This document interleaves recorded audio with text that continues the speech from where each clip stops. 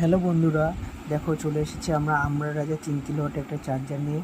এটা আমরা রিপেয়ার করেছি। দেখো এই মুহূর্তে লোড টেস্ট করা হচ্ছে। 42.9 অ্যাম্পিয়ার লোড নিচ্ছে এই মুহূর্তে। গাড়িতে চার্জও কম আছে এবং দেখো বোর্ডে দেখাচ্ছে গাড়ির চার্জের সিগন্যাল।